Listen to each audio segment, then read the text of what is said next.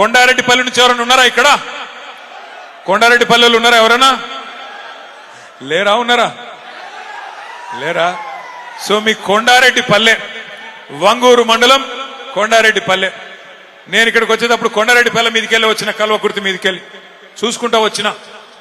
ఆ ఊరోళ్ళు కానీ అక్కడ ఉండే పెద్దలు కానీ ఎవరైనా ఉంటే చెప్తారేమో అనుకున్నా.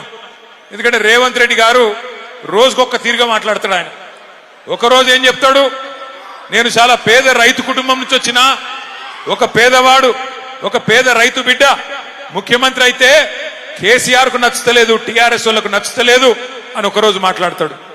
ఇంకొక రోజు ఏమంటాడు, నేను పేద రైతు ఎందుకు అవుతుంది, నేను ఎన్నడూ వ్యవసాయమే చేయలేదు, కానీ మా తాత పోలీస్ పటేల్, మా తండ్రి పోలీస్ పటేల్, మాకు చాలా పెద్ద కుటుంబం అని ఇంకొక రోజు చెప్తాడు.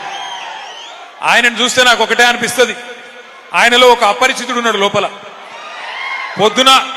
పొద్దున రాము, సాయంత్రం రేము, రెండు మనుషులు ఒకటే మనిషిలో ఉన్నారు. పొద్దున ఒక తిరిగి మాట్లాడతాడు, సాయంత్రం ఒక తిరిగి మాట్లాడతాడు. ఆయన మాట్లాడే మాటలు వింటే మాకే అర్థమైతలేదు ఏం చేయాలనో. శాసనసభలో అందరి ముంగట రాష్ట్రం అంతా చూస్తా ఉంటే ఇలా రాష్ట్రం పరువు తీస్తా ఉన్నాడు ఈ ముఖ్యమంత్రి రేవంత్ రెడ్డి.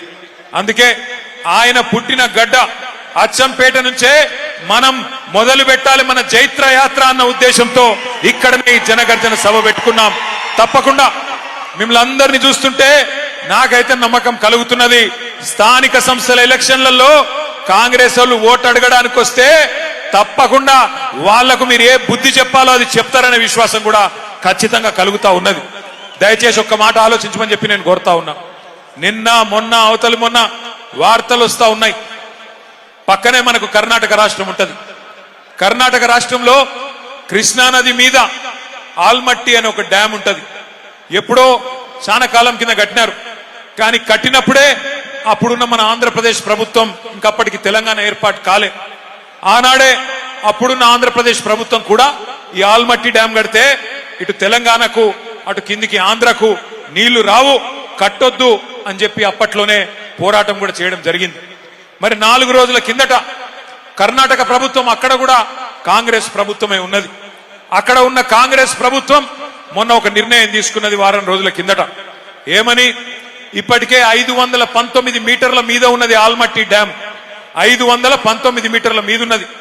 ఇంకొక 5 మీటర్లు పెంచుతాం అంటే ఇంకొక 18 ఫీట్లు పైకి కడతాం, ఇంకా ఎత్తుకు పెంచుతామని చెప్పి కర్ణాటక ప్రభుత్వం 70,000 కోట్ల రూపాయలు ఖర్చు పెట్టి కిందికి కృష్ణా నీళ్లు ఒక్క చుక్క కూడా రాకుండా చేసే ఒక ప్రయత్నం చేస్తా ఉన్నది.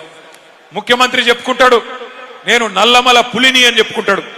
మరి నల్లమల పులి పక్కనే ఉండే కర్ణాటక కాంగ్రెస్ ప్రభుత్వం 5 మీటర్లు అంటే 18 ఫీట్లు అక్కడ డ్యామ్ ఎత్తు పెంచి పాలమూరుకు చుక్క నీళ్లు రాకుండా చేస్తే నల్లమల పులి అన్నట్టు ఏం చేయాలి, పిల్లిలాగా ఇంట్లో కూర్చోవన్నా లేదా పోయి అక్కడ గర్జించాలనా కొట్లాడాలనా?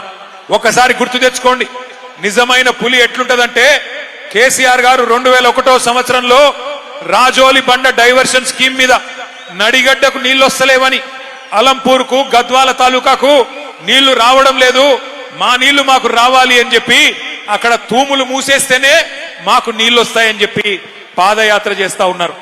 పాదయాత్ర చేస్తుంటే అవతల పక్కన రాయలసీమ ఎమ్మెల్యే ఒక ఆయన ఒక మాట అన్నాడు, కేసీఆర్ బ్లాక్ మెయిల్ చేస్తున్నాడు, నడిగడ్డకు నీళ్లు రావాలని చెప్పి ప్రభుత్వం మీద ఒత్తిడి తెచ్చే ప్రయత్నం చేస్తా ఉన్నాడు, ఒకవేళ కేసీఆర్ బ్లాక్ మెయిల్ కు కనుక లొంగి తూములు కిందికి దించితే ఆ తూములని బాంబులతో బద్దలు కొడతామని చెప్పి ఒక రాయలసీమ ఎమ్మెల్యే చెప్పినాడు.